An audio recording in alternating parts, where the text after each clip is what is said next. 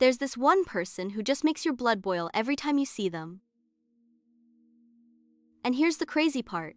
Sending them good vibes might actually be the most selfish thing you can do. So, loving kindness meditation is this practice where you literally wish good things for people. Sounds nice, right? But then there's this part where you're supposed to do it for someone you hate. And I'm not talking about someone who cut you off in traffic. I mean that person who genuinely makes you want to leave the room. That coworker who takes credit for your work. That family member who always has something nasty to say. Yeah, that person. And honestly, when I first heard about this, I thought it was the dumbest thing ever. Before you watch further, do subscribe to our channel if you really wish for further good things for other people. Because let's be real, some people are just awful. They're rude, they're selfish, they hurt others, and they don't seem to care. So why on earth would I sit there and wish them happiness? Why would I waste my energy on someone who doesn't deserve it? And this is where most people completely miss the point of this practice. See, we think about difficult people in our lives, and we have this running commentary in our heads. They're so annoying. They never listen. They always do this thing that drives me crazy. And every time we replay these thoughts, it's like drinking poison and expecting them to get sick. We're the ones carrying around all this anger and frustration. They're probably at home having a great time, completely unaware that we're spending our mental energy hating them. I had this manager once who was just impossible. Every meeting with her felt like walking into a trap. She'd shoot down ideas, take credit when things went well, and blame the team when things went wrong. And I would go home every day and just stew about it. I'd replay conversations. I'd think about what I should have said. I'd rant to my friends about her latest move. And one day my friend asked me, "How much of your day do you spend thinking about her?" And I realized, hours, literal hours of my life, gone, just circling around how much I couldn't stand this person. That's what happens with difficult people. They don't just bother us in the moment. They move into our heads rent-free and take up space constantly. So here's what loving kindness meditation actually does, and it's not what you think. It's not about becoming a doormat. It's not about excusing bad behavior. It's not about pretending someone didn't hurt you or that what they did was okay. You can still set boundaries. You can still call out bad behavior. You can still protect yourself. What it is about is refusing to let that person control your internal state. The practice usually goes like this. You start with yourself. You wish yourself well, safety, peace, happiness. Then you move to someone you love, which is pretty easy. Then a neutral person. Someone you don't have strong feelings about either way, like the cashier at the grocery store. That part's still manageable. But then comes the difficult person. And this is where it gets interesting. You're not trying to like them. You're not trying to be their friend. What you're doing is recognizing that they're a human being who, just like you, doesn't want to suffer. They want to be happy. They want to feel safe. Even if they're terrible at it, even if their behavior is awful, at the core, they have the same basic human wants as everyone else. And here's the thing that blew my mind when I actually tried this.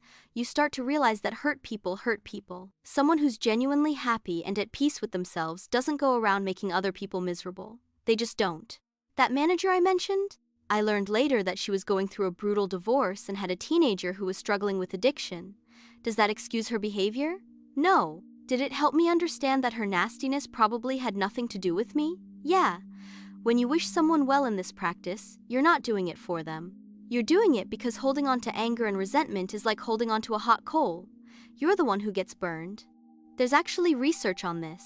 When you practice loving kindness meditation, especially toward difficult people, it activates the parts of your brain associated with empathy and emotional regulation.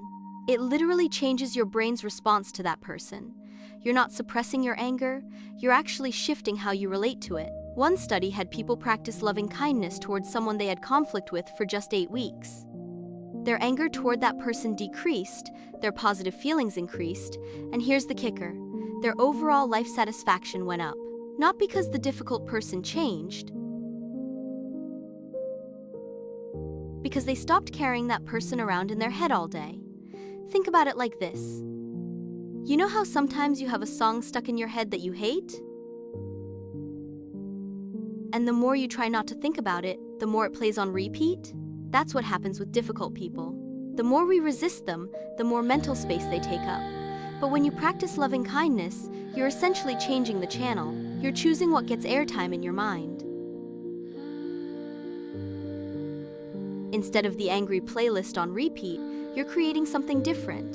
Now, I'm not going to lie to you, this practice feels weird at first, really weird.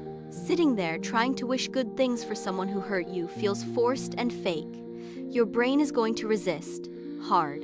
You'll sit there and think, may you be happy, and your brain immediately goes, actually, may you step on a Lego. That's normal. That's your brain protecting you, because it thinks that staying angry keeps you safe from getting hurt again. But safety and healing aren't the same thing. Staying angry might feel protective, but it keeps you stuck. Here's the moment that changed everything for me. I was doing this practice with that manager in mind, and I was struggling. Every time I tried to wish her well, I felt like a liar. My jaw was clenched, my shoulders were tight, I wasn't buying it. But then I had this thought, what if she wasn't in my life? What if she quit or got transferred? Would I still be this angry? And I realized that the anger wasn't protecting me from her. It was just living in my body, making me tense and stressed, even when she wasn't around. The anger had become its own thing, separate from her. I was the one keeping it alive. So I tried something different. Instead of forcing myself to wish her happiness, I started with something smaller. I wished for her to find whatever she was looking for. Not for my benefit, not for her benefit, just as a neutral statement. May you find what you're looking for. And something shifted. Not immediately, not dramatically. But over time, I noticed I wasn't thinking about her as much. When she did something annoying, it didn't ruin my whole day. I could deal with her in the moment and then move on. She stopped taking up so much space in my head. The crazy part? She didn't change at all. She was still the same person, but my relationship to her changed, and that changed everything. This is the real power of the practice. You stop being at the mercy of other people's behavior. You stop giving them control over your peace. You're not doing this to be nice or spiritual or enlightened. You're doing it because you deserve to feel okay, regardless of what anyone else is doing.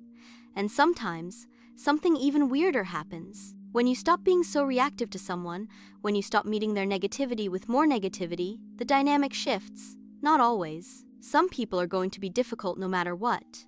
But sometimes, when you're not feeding into the conflict, it loses its power. So let's bring this all together. Loving kindness for people you can't stand isn't about them, it's about you. It's about reclaiming your mental space from people who don't deserve to live in your head. It's about recognizing that you can protect yourself and let go of the anger. Those two things aren't opposites.